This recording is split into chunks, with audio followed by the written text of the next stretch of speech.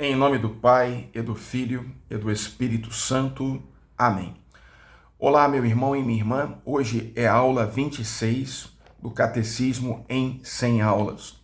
Nós estamos na página 196 do Catecismo, no capítulo 3.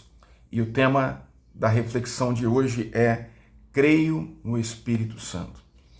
A Igreja Católica nos ensina que o Espírito Santo é uma das três pessoas da Santíssima Trindade, consubstancial com o Pai e com o Filho. E com eles, com o Pai e o Filho, é adorado e glorificado. A Igreja nos ensina que o Espírito Santo está em ação nos tempos derradeiros, os tempos da Igreja, os tempos nos quais nós vivemos após a encarnação, morte e ressurreição de Jesus, quando o Espírito é derramado sobre a Igreja, como promessa de Jesus para os nossos tempos. Portanto, nós podemos conhecer o Espírito Santo na Igreja de Jesus. Ele é esta força que sai do corpo de Cristo para nos santificar. Então, o Catecismo nos ensina que podemos conhecer o Espírito Santo na tradição da qual os padres da Igreja são as testemunhas sempre atuais. Padres da Igreja são os teólogos, que explicam a fé para nós. No magistério da Igreja, ao qual o Espírito Santo assiste, podemos encontrar e conhecer o Espírito na liturgia sacramental, os sacramentos da Igreja, por meio de suas palavras e de seus símbolos, no qual o Espírito Santo nos coloca em comunhão com Cristo. Podemos conhecer o Espírito Santo na oração, na qual ele intercede por nós. Podemos conhecer o Espírito Santo nos carismas e nos ministérios, pelos quais a Igreja é edificada. Podemos conhecer o Espírito Santo nos sinais da vida apostólica e missionária e no testemunho dos santos, no qual o Espírito Santo manifesta a sua santidade e continua a obra da salvação. Jesus Cristo, ele é o ungido. A palavra Cristo é a tradução grega do hebraico Messias, que significa ungido. E a unção do Senhor é justamente a presença do Espírito Santo na vida de Jesus, a plenitude do Espírito Santo na vida e na missão de Jesus Cristo. O Catecismo nos ensina que o nome próprio do Espírito Santo é Ruá, em hebraico, que significa sopro, vento, ar. Então, o termo Espírito traduz o hebraico Ruá. No entanto, ao juntar os dois termos, Espírito, Santo, a Escritura, a liturgia e a teologia vão designar a pessoa inefável, divina do Espírito Santo, sem possibilidade de equívoco com os outros empregos dos termos separados, Espírito e Santo. Por isso, o nome próprio da terceira pessoa da Santíssima Trindade é Espírito Santo.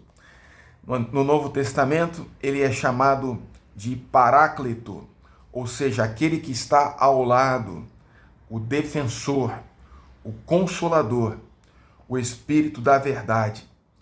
No Novo Testamento, além dessas denominações que vêm do próprio Jesus Cristo, os apóstolos também chamam o Espírito Santo de Espírito Prometido, Espírito de Cristo, o Espírito de Deus. Em São Pedro encontra-se o termo o Espírito da Glória.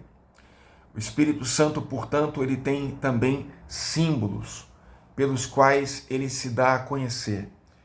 Por exemplo, a água, o fogo, o vento, a unção, o vinho, a pomba, o vento impetuoso, que vem da onde ele quer e para onde que ele vai, como uma força, às vezes tremenda, às vezes suave, é como o ar que nós respiramos.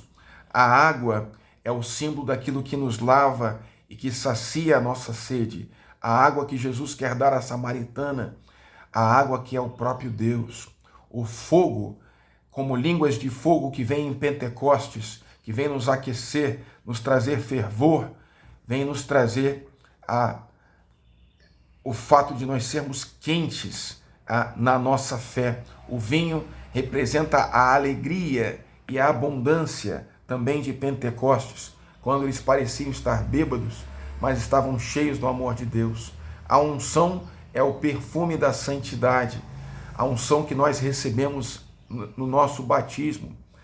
A pomba representa o símbolo da paz que recebemos com o Espírito Santo. São os frutos do Espírito designados em Gálatas 5, versículos 20 ao 22. A alegria, a paz, a temperança, a humildade, o autodomínio, a benignidade. Nós queremos ter os frutos do Espírito nas nossas vidas e não os frutos da carne. Esse Espírito Santo ele está em ação desde o livro do Gênesis até a encarnação de Jesus, na obra da criação, nos profetas, na oração dos salmos, mas ele é revelado em plenitude para a humanidade em Jesus Cristo.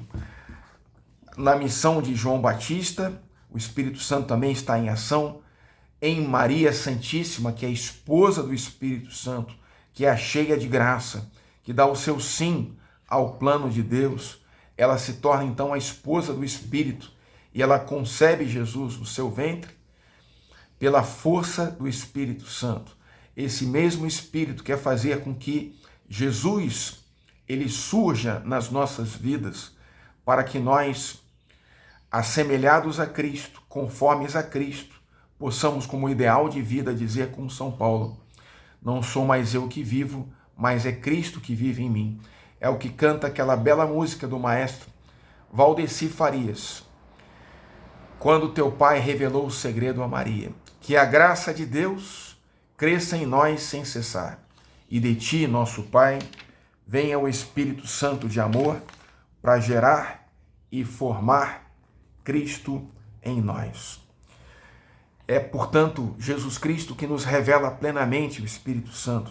Ele promete ao mundo que, após a sua glorificação, ele enviará o Paráclito, o Defensor. O Espírito Santo virá, nós o conheceremos, ele estará conosco para sempre e permanecerá sempre conosco. Ele nos ensinará tudo e nos lembrará de tudo o que Cristo nos diz, e dele dará testemunho. Nos conduzirá à verdade inteira e glorificará a Cristo. Quanto ao mundo, o Espírito Santo o convencerá sobre o pecado, a justiça e o juízo. A partir da glorificação de Jesus na cruz, a missão de Cristo e do Espírito passa a ser a missão da Igreja. Como o Pai me enviou, também eu vos envio. O Espírito Santo vem em plenitude sobre a Igreja, portanto, logo após a morte de Jesus, quando do seu lado aberto saem sangue e água, o Espírito Santo vem plenamente sobre a Igreja quando Jesus sopra sobre os apóstolos o seu hálito vital. A paz esteja convosco, recebei o Espírito Santo. O Espírito Santo vem sobre a Igreja em plenitude em Pentecostes, como em língua de fogo, quando Maria, unida aos apóstolos em oração, recebem a plenitude do Espírito. Daí por diante, o amor de Deus não está, a lei do Senhor não está mais escrita em tábuas de pedra, mas está registrada em nossos próprios corações, para que nós possamos, de fato, amar a Deus sobre todas as coisas e ao próximo como a nós mesmos. Pela intercessão de Nossa Senhora de Fátima, abençoe-vos o Deus Todo-Poderoso, Pai e Filho e Espírito Santo. Amém.